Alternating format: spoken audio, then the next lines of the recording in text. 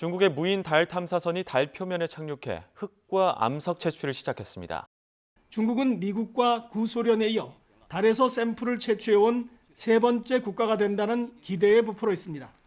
최근 중국과 일본은 달에서 토양을 가져왔고 미국의 민간 우주회사는 유인 우주선 발사에 성공했다.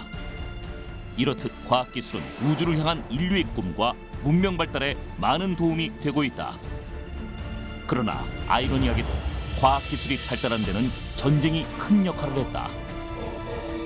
제2차 세계대전 당시 나치 독일의 과학기술로 만든 첨단 무기는 미국과 소련의 관심을 끌었다. 독일이 전쟁에서 패배하자 미국은 독일 과학기술자를 확보하기 위해 비밀 작전을 세운다. 1600명의 나치 독일 과학자를 대상으로 펼친 미국의 작전은 이후 어떤 결과를 가져왔나? 전쟁 없는 세상을 꿈꾸기에 전쟁을 공부합니다. 뉴스멘터리 전쟁과 사람, 안녕하세요. 허준입니다. 안녕하세요. 강민지입니다. 얼마 전에 중국 무인 로켓이 달 표면에 착륙을 해서 자료를 가지고 다시 귀환을 했다라는 뉴스를 봤어요.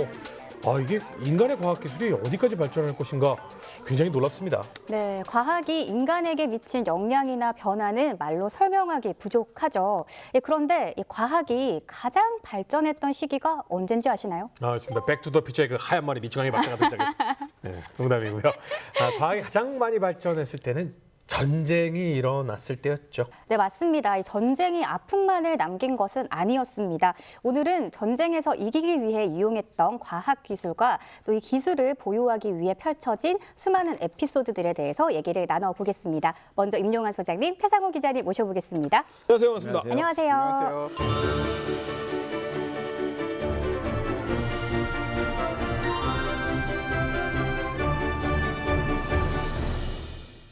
네, 저희가 방금 달 탐사선 이야기를 잠깐 했었는데요. 사실 지금의 이 우주 시대가 열릴 수 있었던 게 로켓으로 시작이 된 게 아닌가라는 생각을 하는데 맞나요? 그렇죠. 로켓이 있어야 결국 우주로 갈 수 있고 로켓과 관련된 모든 것들이 이제 연구가 돼야 되는데 근데 오해가 없기 위해서 미리 말씀드리면 사실 무슨 기술이 군사용하고 민간용이 처음부터 나오진 건 아니에요. 네. 그런데 전쟁이 이 발전 속도를 촉진하는 건 맞아요. 특히 로켓 관련해서 엔진, 연료 이런 부분이 대포를 대체하기 위한 수단으로 개발되었던 게 로켓이죠. 네, 이 로켓이 공격 무기로서 세상에 선보여지고 사람들을 공포에 빠뜨리게 한 게 제2차 세계대전이라고 하거든요. 근데 제2차 세계대전에 이렇게 무기가 발달을 할 수가 있나요? 이때 과학이나 무기의 발달 정도가 어땠나요? 전쟁이 끝나면은 어느 나라나 승전국인 경우에는 전리품을 얻고자 합니다. 그렇죠. 네. 요새는 조금 자제하는데 네. 2차 세계대전 때까지는 심지어 병사들도 이 전리품을 고향으로 가져가려고 했어요. 포도주도 챙기고. 그럼요. 그런데 2차 세계대전은 어떻게 보면 이 인류 최초의 과학기술 집약적인 전쟁이었어요. 그러니까 전리품 중에 제일 우린 이건 꼭 가져가야겠다 싶은 게 이제 독일의 과학과 독일의 과학 인재들이었습니다. 인적 전리품이네요. 그렇죠. 예, 인적일 뿐만 아니라 막대한 개발 자금을 아낄 수 있는 전리품이죠. 그렇게 돼서 서방 세계와 소련은 독일 인재들을 끌어가려고 노력을 하게 된 거죠. 그만큼 독일 인재들이 뛰어났다는 거죠. 제가 여기서 과학과 기술이 사실 독일이 그때 가장 앞섰습니다라고 말하면 이게 잘 위험한 틀린 말인데 네네. 왜냐하면 과학기술도 분야가 한두 개가 아니잖아요. 그럼요. 그래서 이게 분야가 있기 때문에 이게 꼭 앞섰다는 건 아니지만 특별한 분야에서 독일이 앞선 분야들이 있었어요. 근데 이게 이제 독일이란 나라가 원래 후발 자본주의 국가잖아요. 우리가 옛날에 많이 배웠지만 후발 국가들이 성장할 때 국가 주도 집약형 성장을 하지 않습니까? 이 모델이 독일이거든요. 근데 독일이 이때 경제 분야에만 투자한 게 아니라 과학기술 쪽에도 굉장한 투자를 합니다. 그래서 국가 기금을 만들어 투자를 하는데 그러다 보니까 몇몇 분야에서 다른 선진국들이 감당할 수 없는 기술 수준이 나오게 돼요. 특히 물리학, 양자 물리학, 원자, 전자 이런 쪽으로 굉장한 기술이 나오게 돼요. 그 기술 그리고 그 인재들 이제 누가 빼가도 빼가야 되는데 가장 먼저 움직인 거는 어느 나라였죠? 사실은 누가 먼저가 없었어요. 그냥 독일이 패망할 기운이 보이자 이제 각국의 첩보기관들이 먼저 달라붙었죠. JIC라고 이 연합군 합동 정보 기구를 만듭니다. 네. 그래서 이제 이쪽에서 좀 주도적으로 하게 되고요. 그 아래 또 소위원회를 하나 세워요. 네. 명칭은 조인트 인텔리전 오브젝 에이전시. 그래서 줄이면 JIOA라는 조직이 이제부터는 1945년부터 주도적으로 이 독일 과학자들 그리고 관련 기술을 빼놓는 이 임무를 수행을 하게 되는 거죠. 이게 작전명이죠. 예, 11월에 처음 작전명을 지었을 때는 오버캐스트였어요. 오버캐스트. 예. 그런데 이후에 바뀌죠. 뭐라고요? 예, 우리가 잘 아는 페이퍼클립. 페이퍼클립.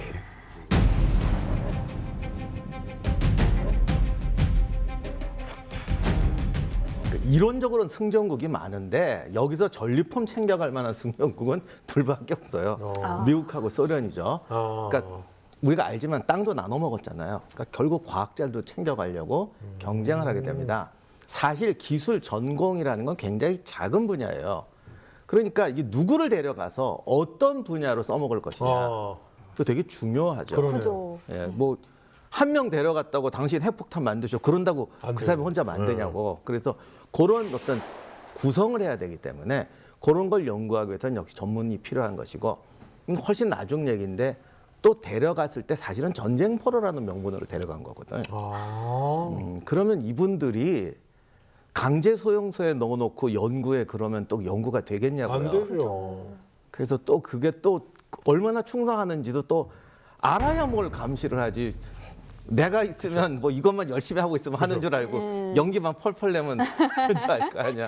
그러니까 그런 부분을 어떻게 관리할 거냐 종합적인 계획까지 다 세워야 했기 때문에 이런 조직이 필요했던 겁니다. 근데 가장 뭐 역시나 관심 있는 분야는 핵 쪽이겠죠? 그렇죠. 근데 핵 쪽도 그렇지만 핵을 멀리 투사하기 위해서는 기본적으로 이 투사 수단이 중요하죠.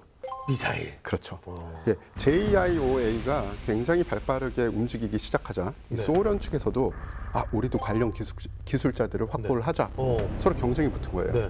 그런데 제일 중요한 기술 중에 하나는 바로 이 미사일 기술이다.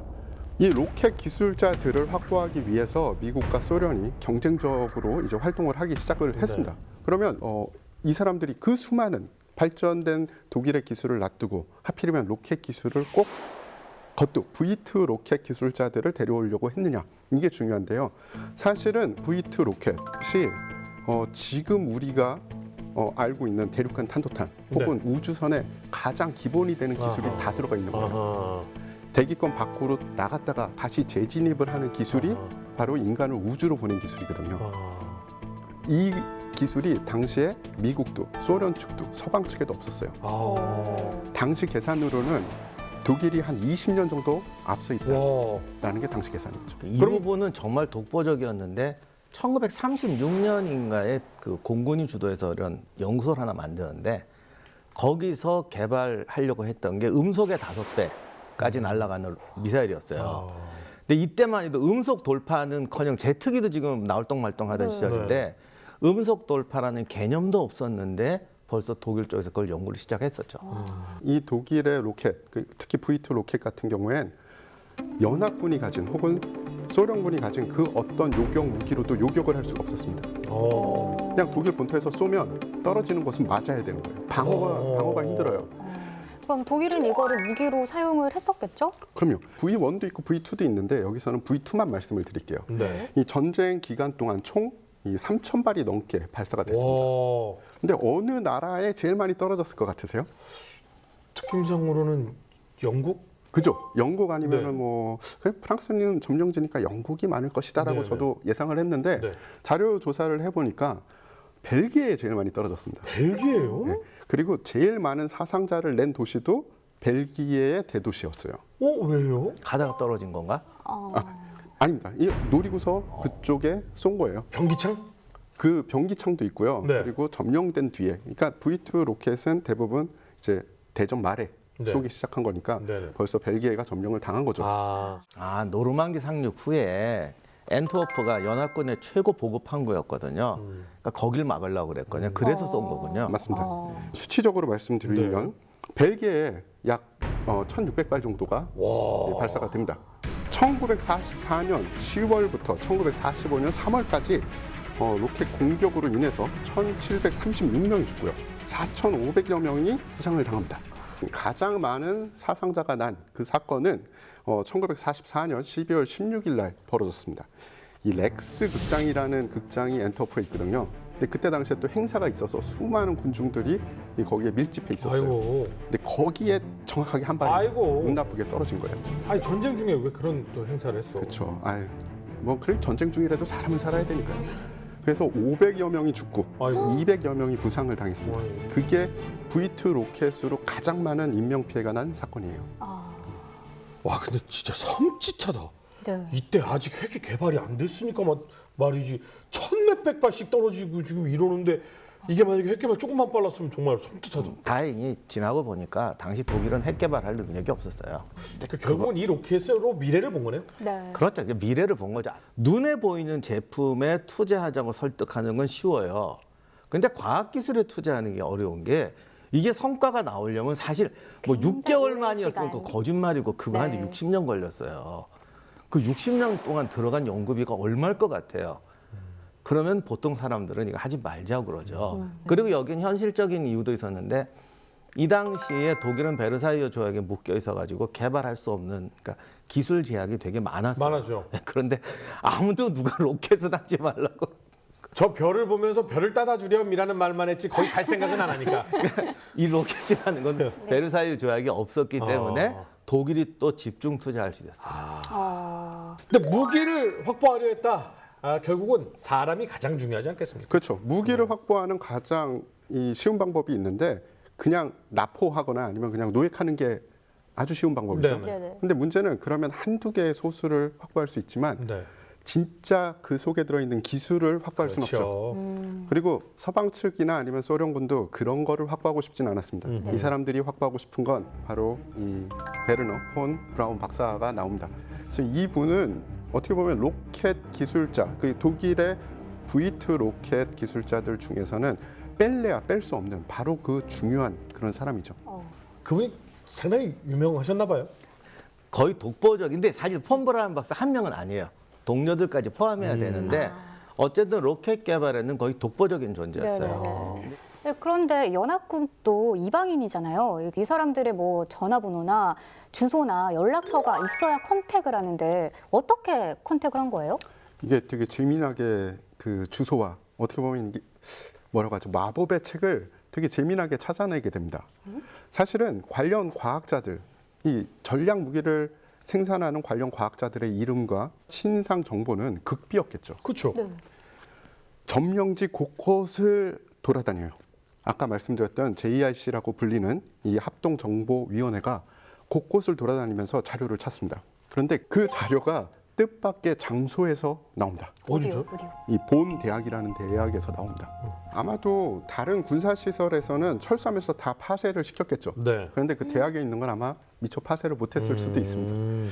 그 내부 사정은 뭐 자세히 기록된 게 아직 없으니까 모르겠는데 일단 그 자료에서 이 극비였던 과학자들의 이름, 그러니까 본명, 네. 주소, 연락처가 다 나와 있었어요. 네. 그 중에서는 흔히 요새 말로 잭팟이라고 불리는 인물이 있었습니다. 브라운 박사? 맞습니다. 네. 바로 그 브라운 박사의 정보가 자세히 있었죠. 그러니까 폰 브라운 같은 경우는 좀 특수한 경우긴 한데 본인은 다 갖고 있었어요. 직원들 그러니까 직원이라고 해야 되나? 그 동료들 명단까지 가지고 어느 쪽으로 소련으로 갈까? 미국으로 투항할까를 굉장히 고민하고 있었대요. 그럼 과학자나 연구자들을 데려가는 데는 그렇게 크게 어려움은 없었겠어요. 아니죠. 어렵죠. 쉽지 않아요. 방금 내내 말씀드렸지만 찾아내는 것도 어렵고 그리고 이게 세팅을 맞추는 게 어려워요. 폰 브라운이 가자 이러면 다 가는 거 아니에요? 아니 설사 그렇게 갔다 하더라도 그거 한 팀에 불과하죠. 분야가 되게 많으니까. 그게 사실은 소련이 더 잘 데려갔다는 주장하는 사람도 있어요. 네. 그 제가 알기로는 그 어떤 기술, 그러니까 연구의 집약은 미국이 많이 데려갔는데 기술의 집약, 현장의 집약은 소련이 많이 들어갔다. 소련도 나름 노력 많이 했겠죠. 네, 그러니까 서로 다 전쟁 끝나기 전부터 전리품 획득을 준비하고 있었거든요. 네. 소련의 작전이 오소 아비아킴 작전입니다. 1946년 10월 22일에 벌어진 것인데 이것은 페이퍼클립하고 좀 다르게 과학자를 파악하는 작전이 아니라 이미 파악된 과학자들을 통으로 러시아로 데려가는 작전이었어요. 그때 갔던 분의 회고록에 이런 내용이 있는데 새벽 3시에 갑자기 군인들이 콱 들어와. 그 사람의 사는 곳을 정확히 아는 정도가 아니라 만약을 대비해서 그 아파트 현관 모든 열쇠를 다 가지고 있더래요. 그리고 독일어 통역까지 데리고 와서 혹시 사고 나면 안 되니까 독일어로 정확하게 일어나라. 동무는 러시아를 위해 선택되었다. 그렇게 말하고는 기관단총 든 병사 6명이 뺑 둘러싸서 협박은 안 했는데 가시죠 그러면 그렇게 가야지 뭐 그치? 어떡하겠어. 그러니까 가서 잘 먹고 잘 사실래요? 아니면 총알을 드실래요? 그런 말 안 해도 알잖아요. 그래서 정중하게 했대요. 오소 아비아킴 작전이 바로 그거예요. 통째로 이주시키는 실행 작전이죠. 이때 데려간 사람이 무려 전문가가 2,200명, 가족 포함하면 6,000명. 가족까지 데려간 거는 뭐 이렇게 인질극이 아니고 데려가야 이 사람이 연구에 전념을 하니까 그러니까 일종의 취직 개념으로 데려간 거예요. 그리고 설비, 기계도 통으로 뜯어갑니다. 그냥 그 한 지역을 통째로 옮긴 거네요. 네, 그래서 무려 92대의 열차를 동원해서 그 사람 가구와 소지품까지 다 챙겨서. 우와. 근데 이제 가서는 갈 때는 좀 살벌했지만 네네네. 가서는 일반 다른 소련 과학자들하고 다 똑같이 대우해 줬대요. 70년대까지도 우주과학 기술이나 로켓 같은 맞아요, 경우에 맞아요. 미국은 좀 전자라든가 조금 그러니까 이론적인 부분이 이론적인 강하고 거, 네. 당장 뭐 로켓 엔진 네. 이런 거는 항상 러시아가 최고라고 그랬잖아요. 맞아요. 그래서 그게 그렇게 됐다는 이유, 그게 이유라는 설도 있어요. 제2차 세계대전이 끝나고 미국과 소련은 나치 독일의 최고 과학자를 포섭하기 위해 비밀 작전을 펼친다. 미국으로 영입된 주요 독일 과학자.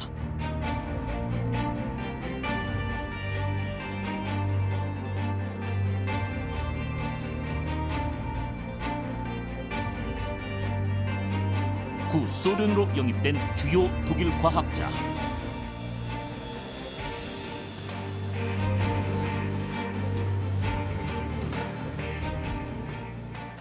그러면 이 페이퍼클립 작전으로 몇 명이나 미국으로 넘어가게 되나요? 여러 분쟁의 소지도 있고 기록상의 상이한 점도 있지만 이 서방 세계 특히 미국 쪽으로 넘어간 과학자는 약 1,600여 명이라고 밝혀져 왔고요. 많은 사람들이 왜 분쟁의 소지가 있고 분쟁을 하느냐, 그 전범들을 미국에 꼭 옮겨왔을 필요가 있느냐라는 이야기가 있어요. 그런데 제 생각에는 만약에 미국이 그 기술자들을 혹은 과학자들을 안 데려왔어도 소련이 데려갔을 거거든요.